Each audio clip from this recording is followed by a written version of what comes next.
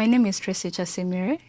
I'm the studio director at Zeus Content Studio. We've taken it upon ourselves to move for her. Not just her, actually, but everyone, to create an awareness, to give a platform. It's not just survivors, it's the advocates, it's caretakers, it's us, because we've had this whole misconception that cancer is for older people, it's for women, breast cancer in particular. But we are here to tell you that young people get breast cancer. 1% of breast cancer patients are men.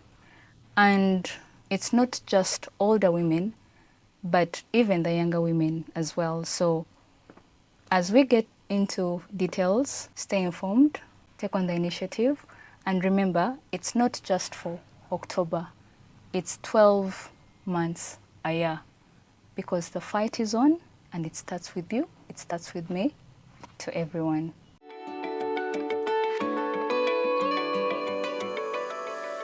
Welcome to the Gods Have Spoken podcast. And in this particular episode, we are spotlighting heroes, champions of the cause, if you may. And we partnered with Uwokaso, which is Uganda Women's Cancer Support Organization, who we'll get to hear more about shortly from our guest. But this month being Breast Cancer Awareness Month, we thought, why not spotlight these women and individuals who have been at the forefront. They've, decided to take to go to war with this disease, and they've come out triumphant, and they are winning. And today we are lucky to have an amazing guest, one of the heroes of this cause with us, and we're going to briefly hear about her. I'm going to shut up, and she's going to take over and talk to us, tell us who she is, what she does, how she's involved in this war against breast cancer, and we get to hear and learn from her. So without further ado, welcome to the show. Please introduce yourself, tell us your journey. Yeah. Thank you so much for the warm welcome to the show. My name is Gertrude Nachigude. I'm a breast cancer survivor for 23 years. 23 years.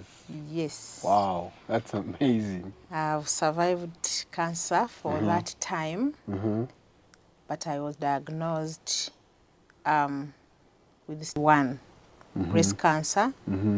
And because it was early, it was successfully treated. Okay. I survived, and I'm living today. Okay.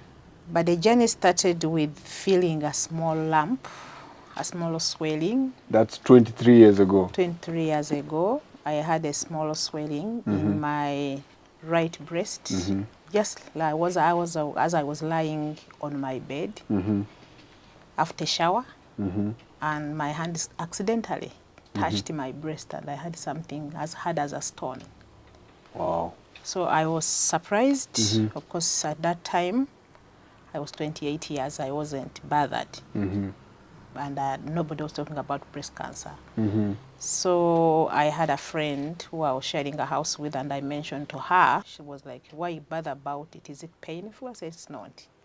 So we all brushed it out, and then my life continued. But every day I'm in the shower, I would touch it and feel it for over a year. So you had it for over a year without seeking treatment or anything? Without seeking treatment, without bothering about it, because I knew something swollen, not painful. So I went to one of the surgeons. He recommended removing it, and I went, had it out. And when he removed it, he told me, come back after 3 days. So I didn't. I thought it was going back to dress the wound, and life continued. So when I went back, he broke the news that the swelling that they removed had cancer in it. Also, they took the lump, the cell they removed, and then the lump, and then they did tests. Did a test. So I went back after about 5 days. And then he broke the news that whatever they removed had cancer. How was your reaction? How did that make you feel? Life came to a standstill. I stopped thinking. I mean, I went into a coma. Wow. I fell off the chair. I was seated in front of the doctor and I fell off the chair. It was a shock. Wow. Unexpected news. To me, cancer was death. So. And did you have, like in your family, was there someone else who had had it before? Was At it something? that time, I wasn't aware of anyone who had cancer. But later, my father developed breast cancer. Your father? My father, so. After you? After me. And he didn't survive it. He didn't survive it? Yes, because being a man, it was advanced. And he only lived 3 years after diagnosis. Oh, sorry. But during my time, it was very shocking. It was, I mean, I always saw death. I'd sleep and wake up thinking I'm dead or I'm dying the following day. Nobody knew what to tell me. When I broke the news to the family, everybody broke down. My colleagues at work, I just got a job. When I called, everybody fell and everybody collapsed. So I was lonely. I was so, some people avoided me because they didn't know what to tell me. Yeah. So it was such a lonely and a fearful journey. Yeah. So, but I had support. My family was with me. Everybody was there for me, despite the fears, because every time they would come to me, they would be in tears. And they would make me cry all the time. This was even after they had removed the lump? The lump. It was, so had it progressed anywhere else? Or? When they removed the lump, of course, after receiving the news that it was breast cancer, I had to be referred because I had this in the private clinic, and I had to be referred to Mulago, Uganda Cancer Institute, for further investigations. Of course, we ran the x-rays and other, the heart, the blood, and the treatment was the removal of the breast. That was what they recommended? Yes, even if the cancer had not spread, they were to be sure that this cancer should be removed completely. I had to lose a breast. And that was another devastating news. A young girl, not married, no children, and you lose a breast. Wow. So it also took me time to come to terms to that. Did you agree with the decision immediately, or did you delay it for a bit? I didn't delay because my fear was that whatever option they gave me that would remove the disease, to me I was convinced. That's what you wanted? That's what I wanted. Yeah. But my family, especially my mother, she was like, hey, when they remove your breast, they're going to leave the heart out. And what will you use to cover the heart? Because the breast covers the heart. It's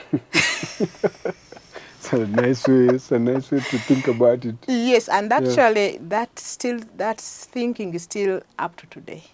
Because it's still there up to now. To now, because now we talk to patients a lot. The first thing I add, people ask me, when they remove the breast, what will they use to cover? My heart. My heart. So yeah. So I took the decision to have the breast removed, and it was removed. But I wasn't sure what was going to happen, because even the surgeon couldn't explain to me what will happen, but he said, no, you see, we shall cover, you see, you know. I was expecting an open wound. So when they removed the plasters after surgery, I didn't want to look at the wound. But when I looked and I saw a nice made scar, I was happy. Because it was one line. So to me, it gave me strength to fight on. It had healed well. And after that, I had to go for chemotherapy.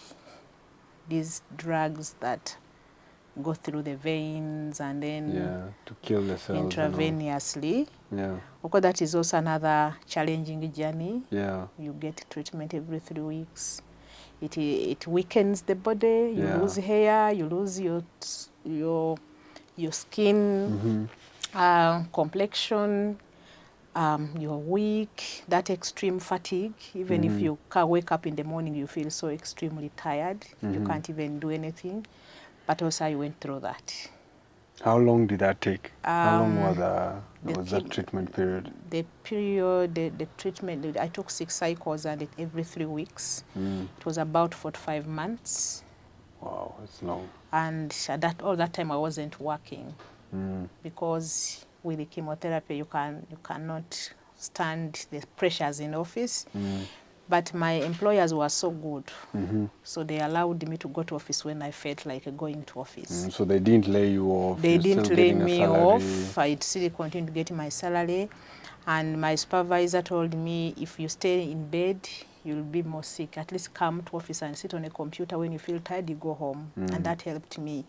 I realized that that was also part of the therapy. My colleagues at work would make me juice. My colleagues at work would bring me this. So they built this support system around yes, you? I had a support system around. And when that ended, I was recommended for radiotherapy.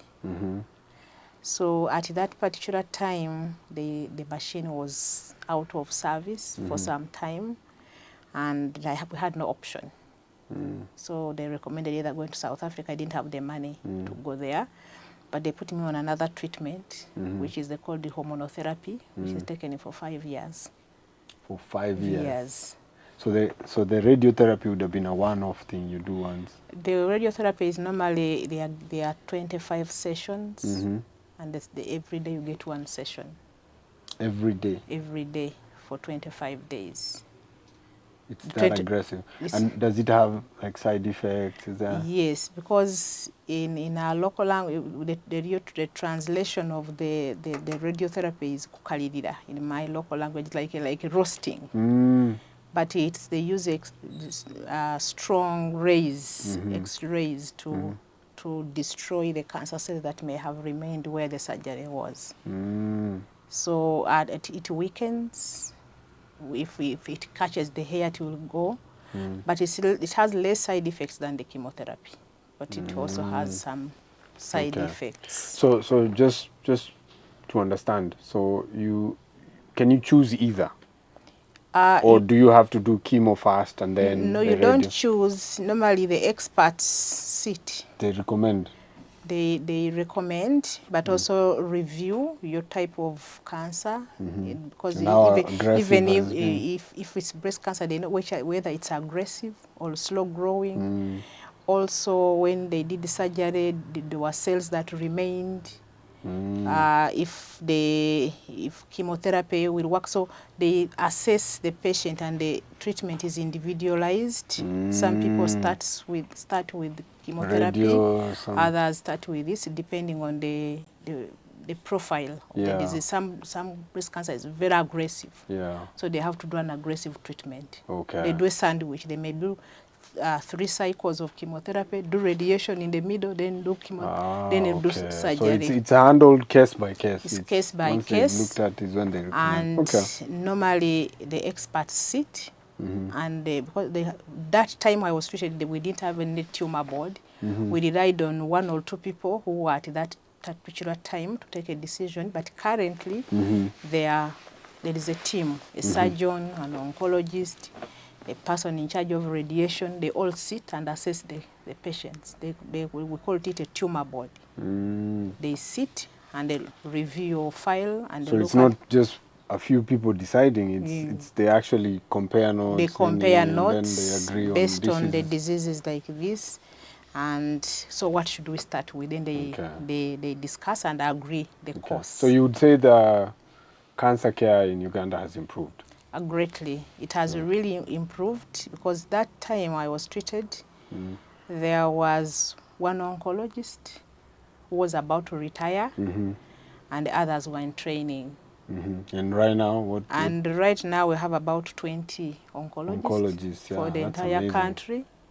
It's still a smaller number compared to the number of patients. Cases, but at least there is great improvement in the last 20 years. Okay. So cancer patients in Uganda can confidently be attended to here? Yes.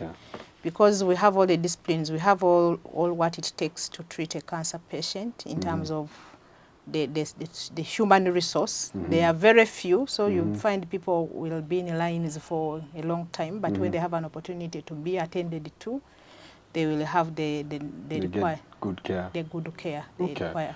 So let's go back to, you go through radiotherapy.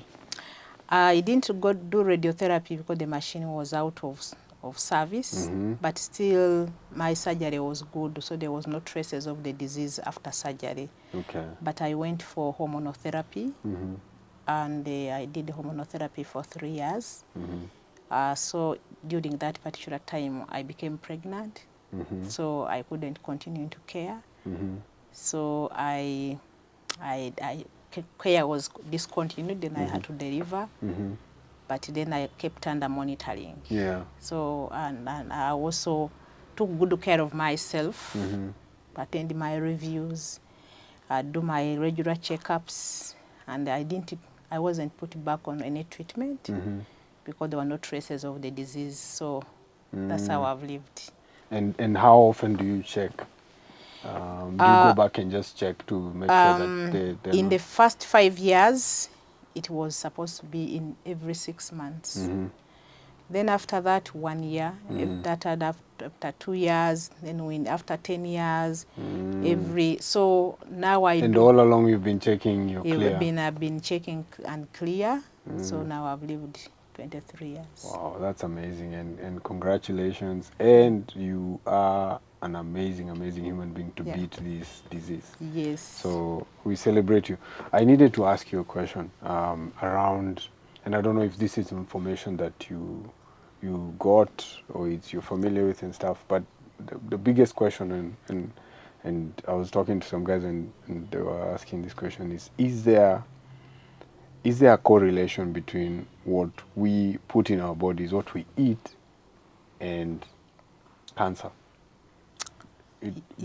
Is there a correlation that you would say, and a lot of people are saying now the food we're eating, the GMOs, the processed food, all these other things and stuff could be causing cancer. Is there a correlation?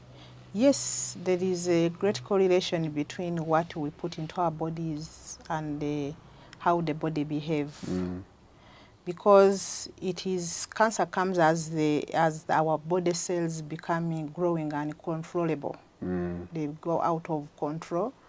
If they're supposed to die, they don't die. They grow, and then when they become uncontrollable, then they turn into tumor or cancer.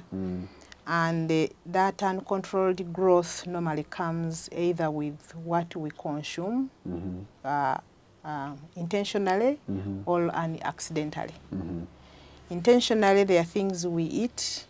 We've resorted to Western foods, processed foods. Those increase our risk. There are lifestyle food things that we take, like alcohol and tobacco, cigarettes. There are things that we take in, but unintentionally, like smoke, like fumes from factories. Of course, those are man-made, but if you're moving on the street, you have no control of the air you take in, but it has an effect. Also exposes you. Yeah, so the exposures we have, so it has a great correlation of what goes into our bodies, plus other factors. So, if that's the case, what would be the right way to approach in terms of sensitizing people about cancer, the causes of cancer and all that? Because when you were speaking, I was just thinking about it, like literally anyone can get cancer.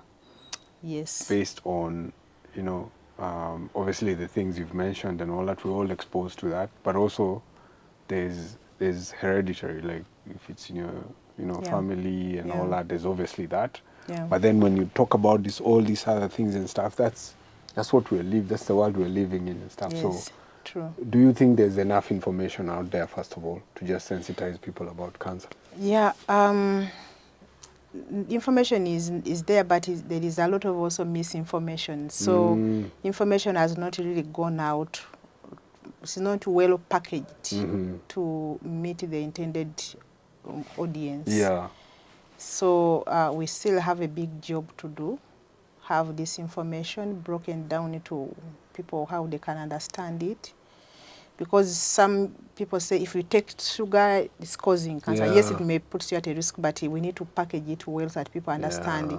in what quantities of that, Yes. what should we avoid completely. Because Yeah. even some of these things are important for our bodies. Yeah. You can't totally You just can't brush them just aside. brush Yeah. it, yes. So, Yeah. so the information is there, but it's not well put out. We Mm. still, and I'm happy that such initiatives come up and we reach the people we can reach and give them the right information. Yeah. Yes. Talk to me about Wokaso and what led to, you know, the initiative. Yeah, OCASO is an organization, it's an NGO, fully registered by the NGO board and Uganda Registrars Bureau. It is a membership organization, and our members are the survivors and those who are fighting cancer and their families, but also we have well-wishers who can become members. Kukaso was born 3 years after my diagnosis, and this initiative came in because of our experience as patients. There were 5 of us who were having treatment at that time. As I mentioned, that when I got the news that I had cancer, I broke down. I wailed, and everybody I called hanged on me because they didn't. Really? It's not because they didn't love me, but they didn't know what to say. Yeah. So And also to them, maybe the way they translated is like, this one is gone. it's gone. Yeah. So I moved around town. I spent all the money, and after spending all what I had, the option I had was to go to the government, because people are telling me, go to South Africa, go to Kenya, go here. And the little money I had on my bank account, I spent it all, and people ate it. And so I needed the guidance. When I started the chemotherapy, I didn't know what to expect. And when I went for chemotherapy, nurse told me that hair will go. I went to the salon, did my hair nicely. 1 week later, all the hair was shaved off. So, so I didn't know. So there are so many things that happened during my treatment that were so shocking. So in search for information, I felt many people are going through the same. Yeah. So we started this organization to, first of all, support each other, because we would, The 5 of you. we would meet over a cup of tea once a week, cry, share, and share how we've dealt with it. So those who had us would join us. The 5 became 10, the 10 became 20, and people, the number became many, and we decided to make it formal. To formalize it, yeah. Yes, we used to meet specifically at Hotel Africana, and I think the hotel saw the pattern of meetings. The 5, now they are 10, and they were like, you people, if you meet here, you have to pay for your meeting place, even if you're taking tea and coffee.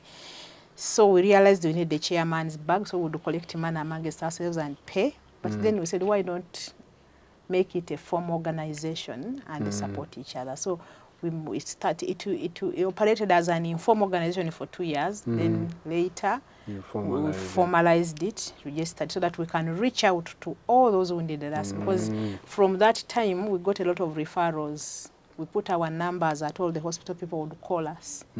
I have a diagnosis, I'm going for surgery. What will happen if they remove the breast? So you guys became this sort of de facto, default knowledge pool. Yes. Or resource pool where anyone who's dealing with the disease and stuff would come in and get first-hand experience information from survivors and all that. Yes, and we've continued to do that. This is our core business, to support those who are going through treatment. How many members are there now? We are over 200. Wow. Across the country. We are, because all those who come to Kampala for treatment, they receive our services. So when they complete treatment, they subscribe as members. Then we take them through a training on how to support other patients when they go back to their own districts. How does someone become a member? Apart from having the disease and coming to you, how do you become a member? Do I have to pay something? Yes, we pay subscription, Mm-hmm. the 50,000, and then we annually subscribe with the Okay. 50,000.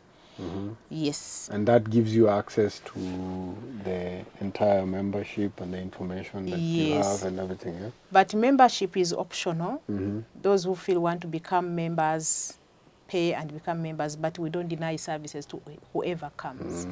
Because we Okay. give services to whoever comes, and because cancer still has a very big stigma.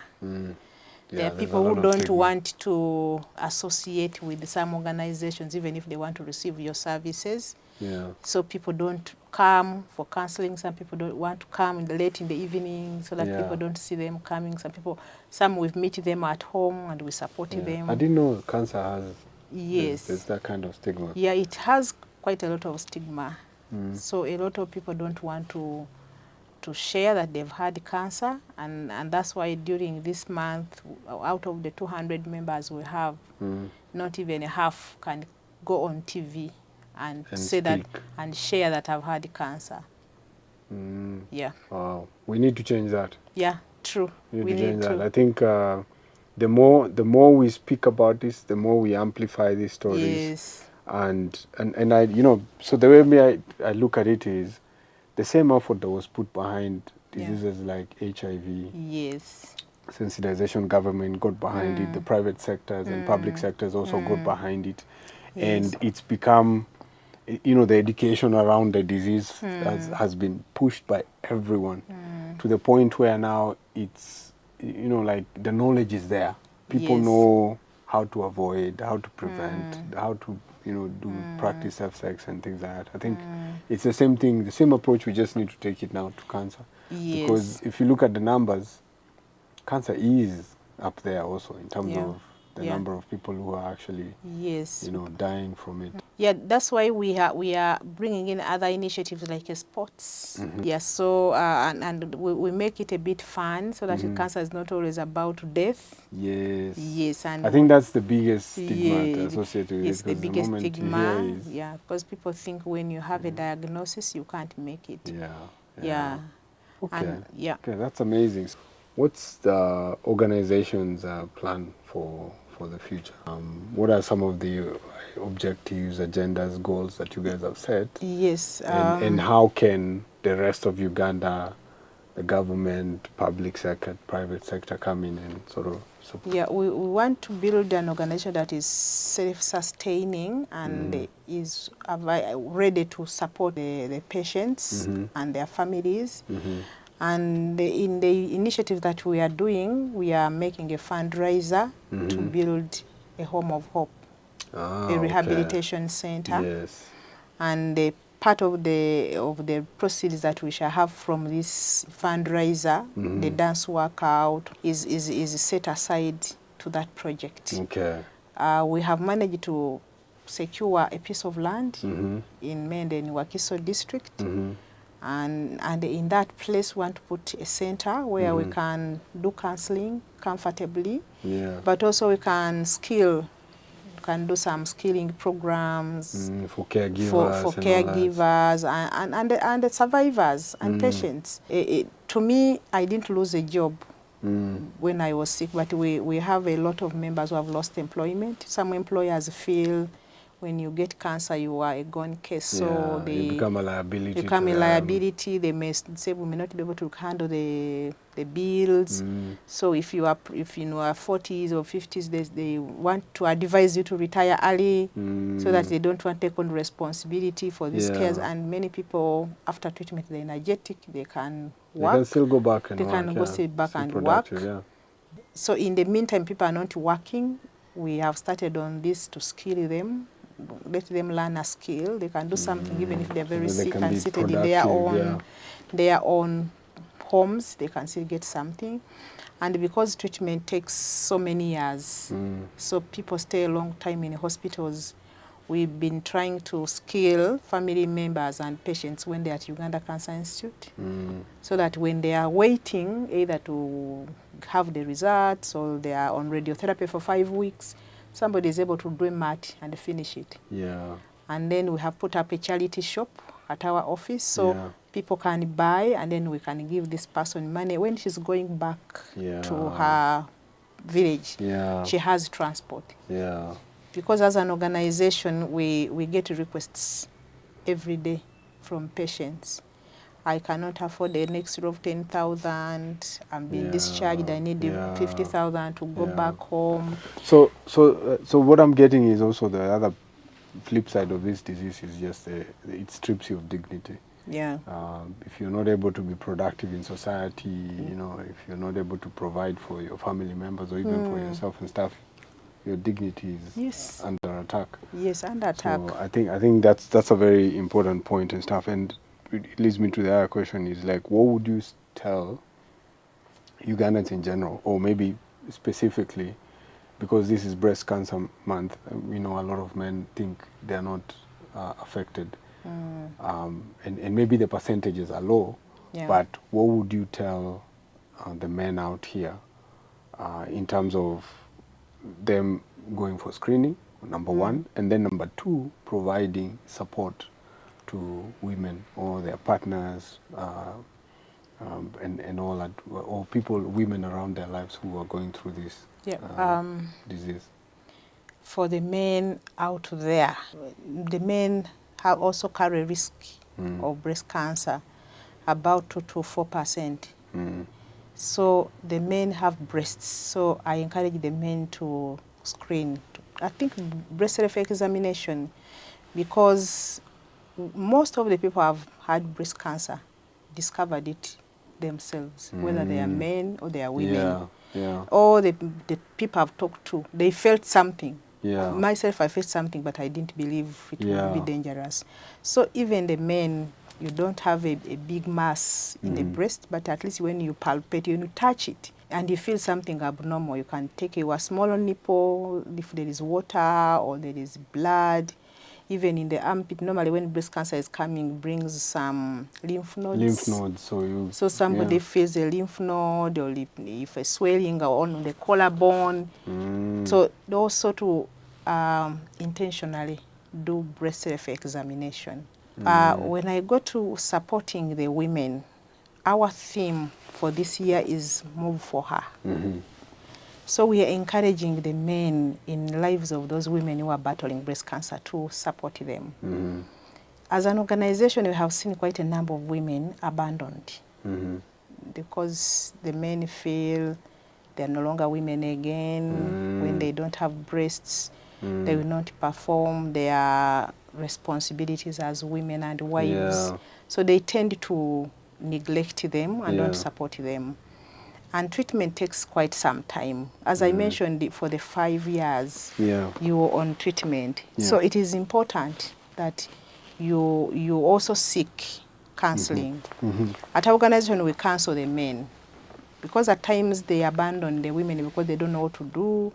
They've not got the information. But when we counsel them, we help them plan, first of all, their resources. Yeah.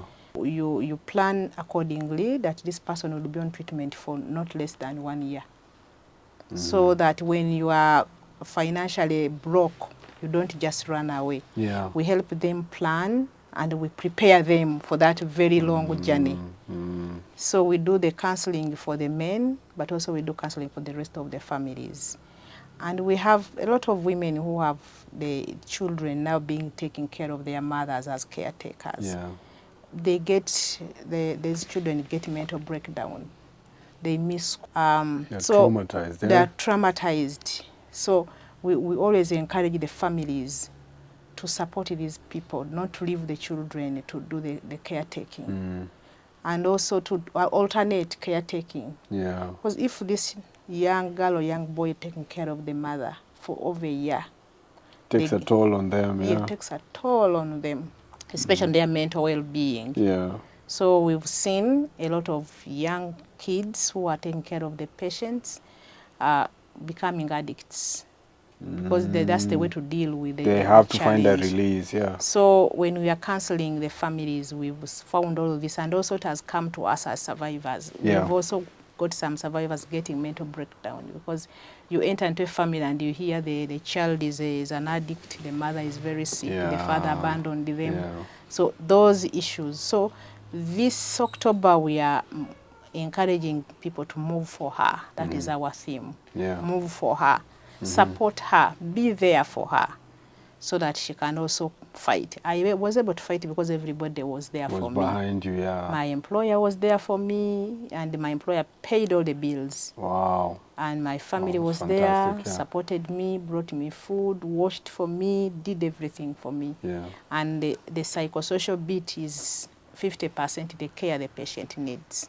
Wow, that's amazing. Yeah. That's amazing. I think we've come to the end of this particular interview. Again, you know, the women need us, and also the men. Like I said before, we are not out of the woods. We still have breasts, maybe not big, and also we learned that when we get it, it's far much more aggressive because we don't have a lot of tissue on our breasts. So it's very important that, you know, you do the screening yourself. You check yourself as a man, but also the women out there, keep checking. If you find, if you come across a lump and all that, immediately get that checked out by the right people. Go to the right places. And maybe I just ask that, where should someone go immediately they find a lump? There have been programs that have been training all health workers from health center fours in this country. And those people have been trained to identify, to help women identify serious lumps. Yes. But they don't have the capacity to tell whether it's cancer, but they always refer. Okay. But for those who are in Kampala, Uganda Cancer Institute has a screening program Monday to Friday. And the doctors are there to check Yeah. these lumps. Thank you so much, and see you on the next.